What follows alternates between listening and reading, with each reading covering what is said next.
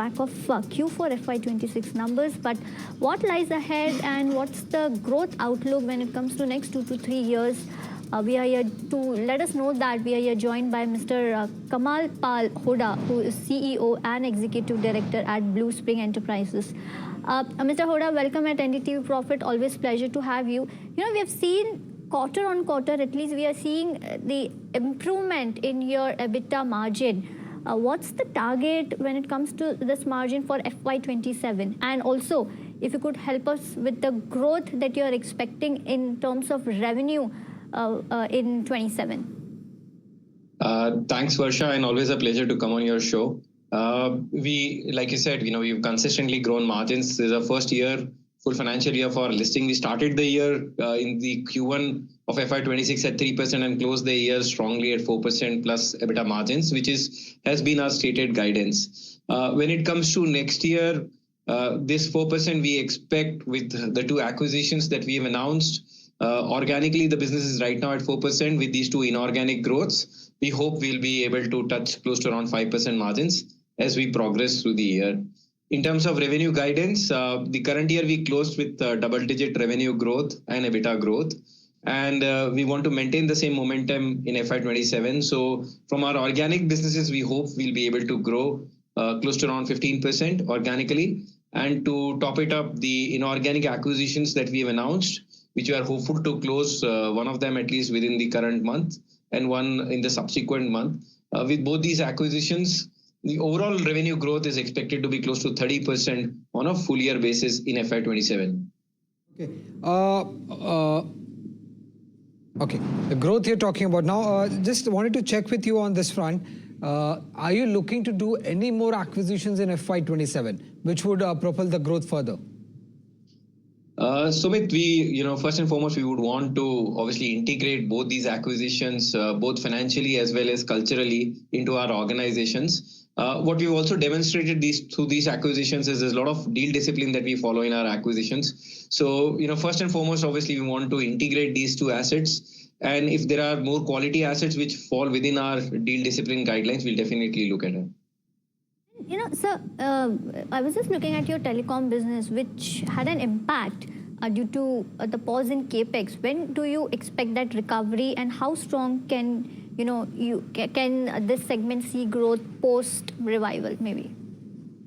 Yeah, so this business in last 3 years has close to 30% CAGR growth it has seen, except last year, which has been an exception because, like you mentioned, slowdown of capex and new network rollouts that the telecom players have put a pause button. Right now it's watching this space. At least one more telecom company is seeing a bit of a revival, and we are hopeful.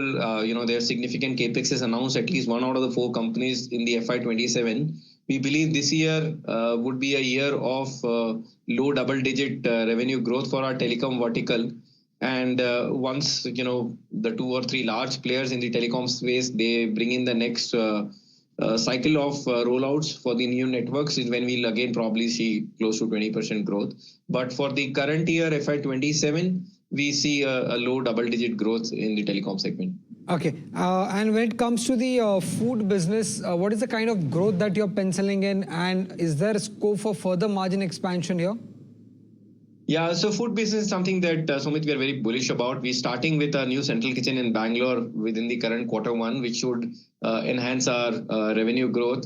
And then, of course, is the acquisition of LSG, which is the in-flight catering kitchen that we have acquired at the Bangalore airport, which also should commence operations for us in Q2.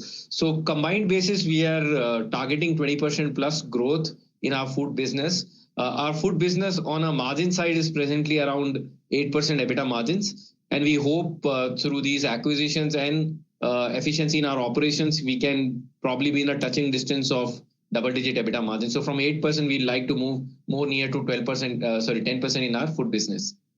Right. And the I don't know if I'm pronouncing this correct, 𝗬𝘂𝘃 services, this brings international exposure. How aggressively would you want to, scale global business from here? What's the target or percentage target that you have when it comes to international business?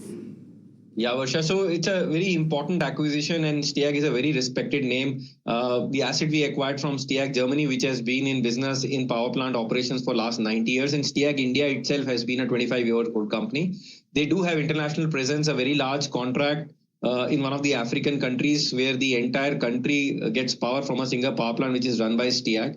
And also some presence in Middle East and Vietnam as well. So this gives us a starting footprint in international business, and we would want to leverage our presence through 𝗬𝘂 in the African market and the Middle East market to take some early steps within FY27 for some of our other businesses, which is, let's say, into industrial asset management space, as well as into the facility management space. Like I said, this year is also a year where we want to integrate first these assets well into the organization, and then grow on back of a strong integration.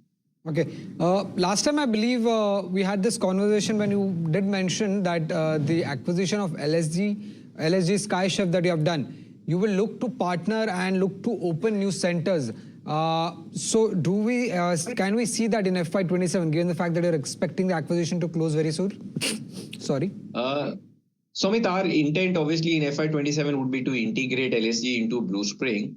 And through that, what we get is entry into an entry barrier segment, which is aviation. As you know, the aviation space in the country is expanding with 100 new airports to get operational over the course of next 5 years. So what it allows us is to go and participate as and when these airports come up for auction or bidding in terms of its kitchen operations. For FY27, we do not anticipate that we will be able to add more aviation kitchens beyond the existing kitchen that we have in Bangalore. Right, and lastly, the 𝗬𝘂, you said that this will add 20% to your top line. When this is expected, what are the timelines? So 𝗬𝘂 acquisition, Varsha, we are hoping to close within this week.